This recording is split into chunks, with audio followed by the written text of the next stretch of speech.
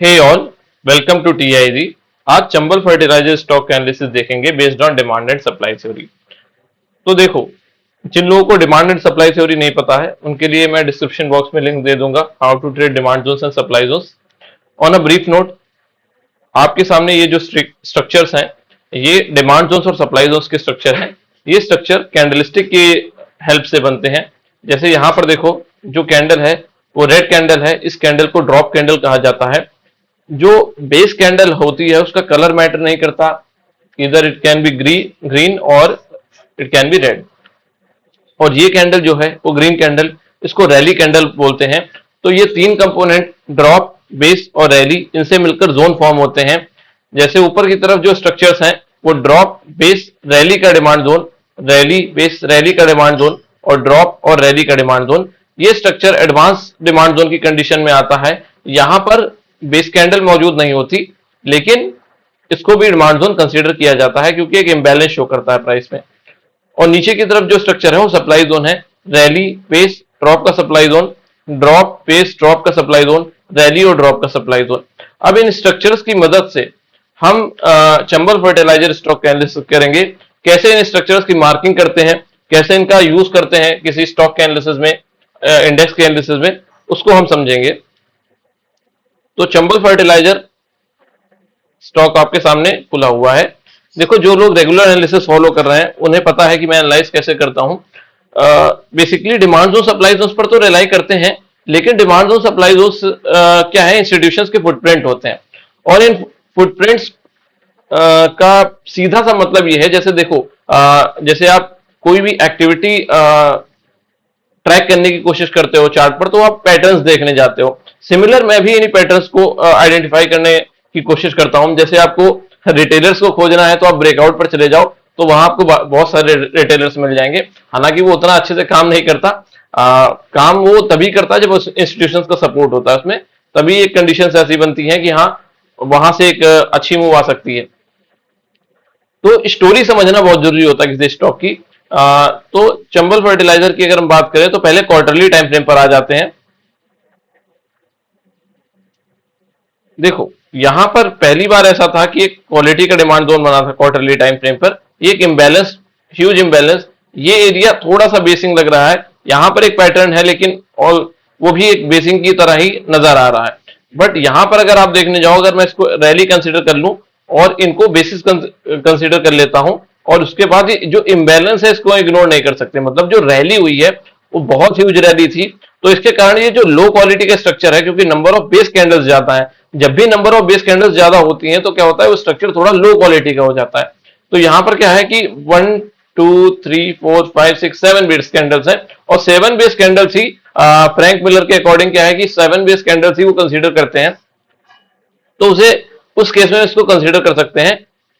Strong consider इसलिए कर रहे हैं, थोड़ा सा स्ट्रॉन्ग, क्योंकि यहां पर इंबैलेंस बहुत ज्यादा है, जो रैली है वो बहुत ज्यादा है, इस वजह से स्ट्रॉन्ग कंसीडर कर रहे हैं। तो देखो, इस डिमांड जोन को मार्क कर लेते हैं। तो यहां पर एक रैली, 3 और ये 7 बेस कैंडल्स, और फिर यहां पर देखो जब प्राइस इसमें रिटर्न करके आता है, जैसे डिमांड जोन अगर फॉर्म हुआ है, तो डिमांड जोन अगर फॉर्म हुआ है तो डिमांड जोन में अगर प्राइस रिट्रेस करके आएगा तो वहां से रिवर्सल के चांसेस होते हैं। सिमिलरली यहां पर हुआ, जब प्राइस यहां से रिवर्स करके आया तो इस डिमांड जोन में एंटर किया और यहां से हमें एक अच्छा रिएक्शन देखने को मिल जाता है। लेकिन इस रिएक्शन पर रिलाई करना है क्या, तो इस स्टोरी के अकॉर्डिंग रिएक्शन पर रिलाई नहीं करना, हमें कॉन्फर्मेशन पर रिलाई करना है। हर स्टॉक एक अलग स्टोरी फॉलो करता है। तो यहां पर देखो हम क्या कर रहे हैं। देखो, ये पहली बार था ये फॉल में जब प्राइस इस डिमांड जोन में आ गया। ये जो जनवरी 2008 का फॉल था, इस डिमांड जोन में प्राइस एंटर कर जाता है, लेकिन जब यहां से रिएक्शन दे रहा होता है तो यहां पर एक रैली, बेस और रैली का डिमांड जोन बना देता है। कौन सा डिमांड जोन? देखो, स्ट्रक्चर आप समझो, ये वाला रैली, बेस, रैली का डिमांड जोन। और इस रैली, बेस, रैली के डिमांड जोन में प्राइस आफ्टर फ्यू मंथ्स इसमें एंटर कर जाता है। और ये प्रॉपर कहां एंटर करता है, मैं लाइन से मार्किंग करता हूं इसकी, ग्रीन,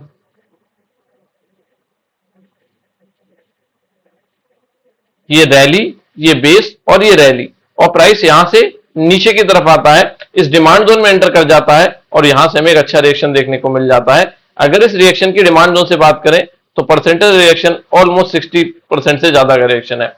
अब ये सेलिंग मतलब जो रिएक्शन यहां तक लाया कैसे गया, तो समझो यहां पर एक रैली और ड्रॉप का सप्लाई जोन था। इसकी रेंज कुछ ऐसे मार्क की जाएगी बॉडी टू विक, और देखो इस सप्लाई जोन में जब एंटर करता है प्राइस तो नीचे की तरफ आ जाता है। ठीक है, अब दोबारा क्वार्टरली के टाइम फ्रेम पर आ जाते हैं और सब कुछ हटा देते हैं यहां से। अब देखो जब प्राइस यहां से ऊपर जा रहा था तो यहां पर कोई भी क्वार्टरली का डिमांड जोन क्वालिटी का नहीं बना, मतलब जो डिमांड जोन आपको कॉन्फिडेंस दे। ठीक है, यहां पर बेसिंग एरिया है, ये एक्सेप्शनल कैंडल्स फिर बेसिंग एरिया, तो उतना प्रॉपर स्ट्रक्चर यहां पर नहीं दिख रहा। लेकिन इस स्ट्रक्चर की बात करें तो यहां पर एक प्रॉपर स्ट्रक्चर है ड्रॉप बेस रैली का डिमांड जोन, और इस डिमांड जोन में प्राइस आ जाता है 2013 में। अगेन हम मंथली टाइम फ्रेम पर स्विच करेंगे क्योंकि हम स्टोरी समझने की कोशिश कर रहे हैं। और देखो जब प्राइस यहां से रिएक्शन देता है तो यहां पर एक रैली बेस रैली का डिमांड जोन बना देता है। देखो ये रिवर्सल 2013 वाला ही है जो क्वार्टरली टाइम फ्रेम पर हमने देखा था कि यहां से रिवर्सल आ रहा है, उसको हम मंथली चार्ट पर अब देखने की कोशिश कर रहे हैं। तो यहां पर रैली बेस और रैली का demand zone, rally base rally का डिमांड जोन, और इस डिमांड जोन में को हम अगेन ग्रीन लाइन से मार्क कर देते हैं body to wick, base candle की बॉडी टू बेस कैंडल की विक, मतलब ऊपर की बॉडी और नीचे की विक को मार्क करके डिमांड जोन की हम रेंज निकाल लेते हैं। जब प्राइस इसमें अगेन देखो इसमें एंटर करता है आफ्टर फ्यू मंथ, और फिर अगेन हमें एक मैसिव मूव देखने को मिल जाती है। अगेन सब कुछ रिमूव करते हैं और क्वार्टरली टाइम फ्रेम पर आते हैं। तो ये वाला डिमांड जोन था जिसको डिस्कस किया हमने। फिर देखो यहां पर ड्रॉप, थ्री बेस कैंडल और रैली का डिमांड जोन, लेकिन इस डिमांड जोन को टेस्ट करने कभी स्टॉक आया ही नहीं। फिर यहां पर कोई भी उतना प्रॉपर स्ट्रक्चर नहीं डिमांड जोन का, प्राइस साइडवेज ही है।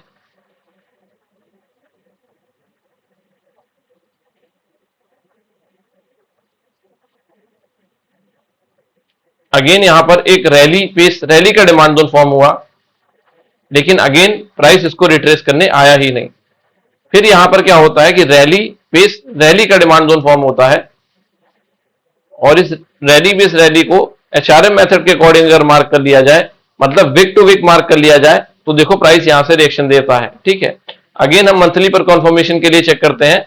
तो जब प्राइस इसमें एंटर करता है तो यहां पर ड्रॉप और रैली का एक डिमांड जोन का स्ट्रक्चर फॉर्म कर देता है। देखो यहां पर क्या है, स्ट्रक्चर क्यों मैं कह रहा हूं उसको, क्योंकि ये इसके ऊपर प्रॉपर क्लोज नहीं किया। अगर रेड कैंडल के ऊपर प्रॉपर क्लोज हो जाता तो हम इसको एक डिमांड जोन कंसीडर कर सकते हैं, बट अगेन स्ट्रक्चर भी काम कर जाते हैं। तो उसके पीछे एक स्पेशल केस होता है कि अगर फॉल इतना बड़ा है जिसको कवर करने में इंस्टीट्यूशन को टाइम लगेगा, तो फिर हम डिसाइड नहीं कर सकते कि जो रिकवरी इंस्टीट्यूशंस कर रहे हैं, बाइंग इंस्टीट्यूशन रिकवरी कर रहे हैं सेलिंग के अगेंस्ट, वो रिकवरी वीक है। क्योंकि देखो कोई बड़ा फॉल है अगर, तो उसको रिकवर करने में टाइम लगता है, वहां पर बाइंग जनरेट करने में टाइम लगता है। तो ऐसे सिचुएशन में फेलियर टू कंटिन्यू एक मूव होती है, एक पैटर्न होता है, उसको फॉलो करते हैं, और वही जो मूव है वो यहां पर फॉलो की है। देखो यहां पर ड्रॉप रैली, और प्राइस जब रिजेक्शन लेकर ऊपर से आता है तो यहां पर एक ड्रॉप और रैली का जो demand zone body to wick, हम इसकी रेंज मार्क कर देते हैं। तो अगेन प्राइस इसमें आता है और यहां से ऊपर की तरफ रैली कर जाता है मंथली टाइम फ्रेम पर। क्वार्टरली से हम रिएक्शन चेक करते हैं, मंथली पर डिमांड जोन मार्क कर रहे हैं। ठीक है, ये स्टोरी ये स्टॉक फॉलो कर रहा है। ठीक है, बट अगर आप इसको प्रॉपर कंसीडर नहीं करना चाहते कि ठीक है अपना एक सब्जेक्टिव व्यू हो सकता है, डिमांड जोन सप्लाई जोन की सबसे अच्छी चीज है कि सब्जेक्टिविटी पे काम करता है, ऑब्जेक्टिविटी पे काम नहीं करता।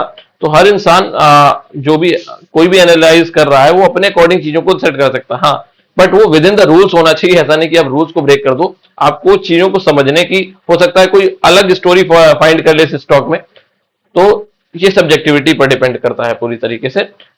इसको अगर कंसीडर नहीं करते तो प्राइस ने जब यहां से निकलना शुरू किया तो यहां पर एक रैली, थ्री बेस कैंडल और रैली का डिमांड जोन फॉर्म कर दिया, और इस डिमांड जोन को अगर मैं रेक्टेंगल से मार्क कर लूं तो बॉडी टू विक ये रेंज निकल कर आएगी। और देखो अगेन आफ्टर 2 मंथ्स प्राइस में एंटर करता है और एक अच्छी रैली दिखा देता है। तो जितनी स्टोरी हमने चंबल फर्टिलाइजर स्टॉक की समझी, हमें यह समझ में आया कि क्वार्टरली डिमांड जोन से जब रिएक्शन आता है और मंथली के डिमांड जोन का सपोर्ट हो जाता है, मतलब क्वार्टरली से जब प्राइस निकलने की कोशिश करता है और मंथली के डिमांड जोन को फॉर्म कर देता है, तो फिर अगर मंथली का डिमांड जोन रीटेस्ट होने आता है तो वहां से हमें एक अच्छा रिएक्शन देखने को मिल जाता है। अभी क्या हो रहा है, यहां पर एक रैली का डिमांड जोन है। रैली, दो बेस कैंडल और रैली का डिमांड जोन, और ये डिमांड जोन किस टाइम फ्रेम पर है? क्वार्टरली के डिमांड जोन, सॉरी क्वार्टरली के टाइम फ्रेम पर। और अभी प्राइस यहां से रिएक्शन देना शुरू कर रहा है, लेकिन क्या कोई मंथली का डिमांड जोन फॉर्म हुआ है? तो अभी मंथली का डिमांड जोन फॉर्म नहीं हुआ है। अभी जो प्राइस है वो मंथली के सप्लाई जोन के साथ ही स्ट्रगल कर रहा है, और पॉसिबिलिटी ऐसी है ये ड्रॉप बेस ड्रॉप का सप्लाई जोन जब ब्रेक होगा तब शायद एक पैटर्न फॉर्म हो जो डिमांड जोन मतलब इसको ब्रेक करने में उस डिमांड जोन का रोल रहेगा, और उस डिमांड जोन को जब रिट्रेस करने प्राइस आ जाता है तो फिर वहां पर एक ऐसी अपॉर्चुनिटी बनेगी जो स्टोरी हम पूरे पीछे समझते आ रहे हैं। इंस्टीट्यूशंस क्या स्टोरी फॉलो कर रहे हैं वो हमने इस स्टॉक में समझ लिया कि क्वार्टरली टाइम फ्रेम और मंथली टाइम फ्रेम का क्या रोल है। तो ऐसी पॉसिबिलिटी हो सकती है कि अगर मंथली टाइम फ्रेम पर एक जोन फॉर्म होता है, सप्लाई जोन को ब्रेक वो करता है, मतलब देखो अगर जोन फॉर्म होगा तो बहुत ज्यादा चांसेस है कि वो इस मंथली सप्लाई जोन को तो फिनिश कर देगा, और फिर वो रिटेस्ट करने आएगा जैसे जैसे हमने स्टोरी समझी। देखो जैसे यहां पर वो रिटेस्ट करने आया, ये रैली, थ्री बेस कैंडल और रैली रिटेस्ट करने आया, प्राइस में रिएक्शन आया, ठीक है। जो भी स्टोरी ऐसे हमने समझी पीछे, तो वही स्टोरी अगर यहां पर फॉलो होती है तभी एक कॉन्विक्शन बनती है चंबल फर्टिलाइजर में, एज पर डिमांड सप्लाई थ्योरी, की वहां से इंस्टीट्यूशंस का इंटेंट है, सॉरी इंटेंशन है कि प्राइस को वहां से ऊपर तक लेकर जाना। अदरवाइज ऐसा कुछ भी खास पैटर्न नहीं दिख रहा, क्योंकि जो जो डिमांड जोन है ये कंपैरेटिवली अपनी मूव दे चुका है। देखो यहां पर क्या है कि रैली, दो बेस कैंडल और रैली का डिमांड जोन जो ओवरलैपिंग सिचुएशन होती है डिमांड सप्लाई थ्योरी की, इस डिमांड जोन को ऐसे मार्क कर लेते हैं, रैली, दो बेस कैंडल और रैली का डिमांड जोन। थोड़ा सा मैं जूम कर देता हूं, रैली, दो बेस कैंडल और रैली का डिमांड जोन, और देखो इसी डिमांड जोन को प्राइस टच करके निकल रहा है। तो यहां से तो अपॉर्चुनिटी भी निकल चुकी है, मतलब स्टॉक यहां से निकलना शुरू कर दिया। एक कॉन्विक्शन तो हमें तब आएगी कि हाँ यहां से एक अच्छी मूव आ सकती है जब प्राइस मंथली पर एक डिमांड जोन फॉर्म कर देगा। तो ये था Chambal fertiliser stock analysis based on demand and supply theory. Thank you for watching.